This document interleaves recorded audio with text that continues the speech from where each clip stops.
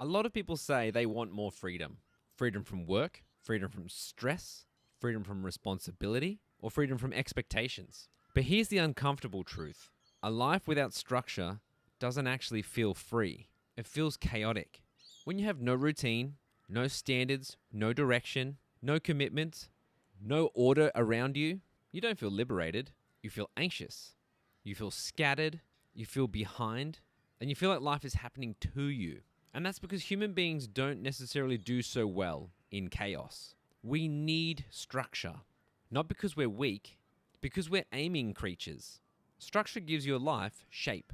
It tells you what matters, what comes first, what you're responsible for, what you say yes to, what you say no to, what kind of person you're trying to become. Without structure, every decision becomes a negotiation. Should I exercise today? Should I clean this up? Should I work on the thing that I said mattered? Should I spend another hour scrolling? Should I go to bed now? And when every basic part of your life is up for negotiation, you exhaust yourself even before you begin. Structure removes some of that chaos. It gives your future self a chance. We often think that freedom means having no limits, but that's not really freedom. A plane is free to fly only because it obeys structure. Wings have structure. Airspace has structure. Procedures have structure. Runways have structure. Remove all of that and you don't get freedom. You get disaster. And your life is similar. If you want the freedom to be healthy, capable, calm, useful, respected, and trusted, then your life needs boundaries. A bedtime is a boundary. A budget is a boundary. A training routine is a boundary. A clean house is a boundary. A commitment is a boundary. A standard that you've set for yourself is a boundary. And boundaries are not there to ruin your life. They're there to try and protect the life you're trying to build. When your life has no structure, you become reactive. You wake up late, so then your morning becomes rushed. You don't plan your meals, so you eat whatever is easiest. You don't manage your money, so every bill feels like a crisis. You don't schedule your priorities, so other people's priorities consume your day. You don't maintain your environment, so mess becomes background stress. And slowly you start to believe that life is overwhelming. But sometimes life isn't overwhelming because it's impossible. Sometimes it's just overwhelming because it has no order. Now that doesn't mean that everything is your fault, but it does mean that some things are within your control. And that is very good news. Because if your life has become chaotic, you don't need to fix everything at once. You need to create one piece of order, then another, then another. People often try to fix their life in one dramatic moment.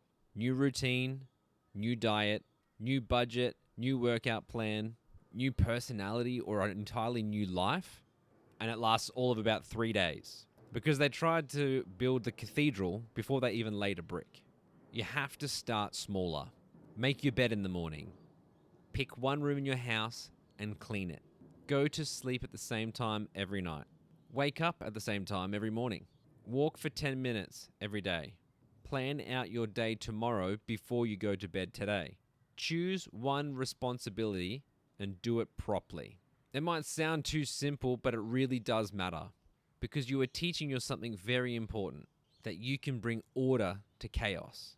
And that is one of the most important lessons that someone can learn.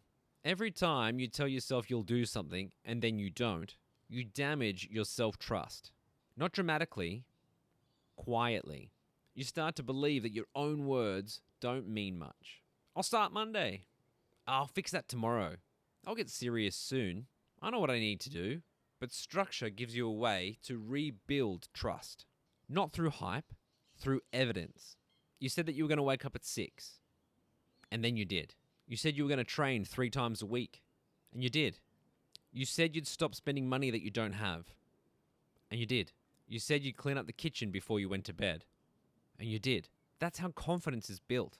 Not by pretending you're amazing, just by becoming reliable. And it matters. Structure does not mean that your life becomes rigid, joyless, or obsessive. It doesn't mean that every minute needs to be planned. It doesn't mean you never rest. It doesn't mean you become hard on yourself every time life interrupts the plan. Real structure has flexibility. The point is not to control everything. The point is to give yourself something to return to, because life will disrupt you. Your kids will get sick, work will get busy, you will get tired, plans will change, and of course, motivation will disappear. And that's why structure matters. It gives you a home base. When life knocks you off course, you know where to come back to. So don't start by asking, how do I fix my whole life? Instead, ask, where is chaos costing me the most? Is it your sleep, or your health, or your money, your house, your marriage, your parenting, your work, your time online? Pick one and then create a structure around it. If your mornings are chaotic, prepare the night before. If your health is slipping, schedule 3 short workouts. If your money is stressful, track your spending once a week. If your house feels overwhelming, pick one space each day and tidy it up. If your phone owns your attention, set 1 hour every day where you won't touch your phone. Not because any one of those habits fixes everything, but because it proves you aren't helpless. Now let's tie this into personal responsibility. Because personal responsibility is not just accepting blame. It's accepting stewardship. Your life has been entrusted to you.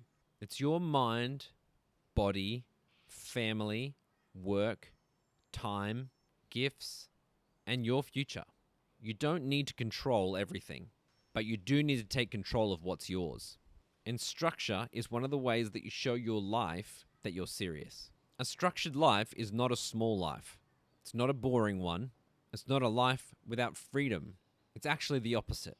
Structure gives you the ability to aim at something and then actually move towards it. It protects you from drifting. It protects you from being ruled by impulse. It protects you from becoming a passenger in your own life. So don't ask, how can I escape responsibility so I can be free? Ask a better question. What structure would help me become the person I know I should be? Because your life does need structure. Not to trap you, but to build you. And maybe the point isn't to create a perfect life. Maybe the point is to create just enough order so that something meaningful can grow.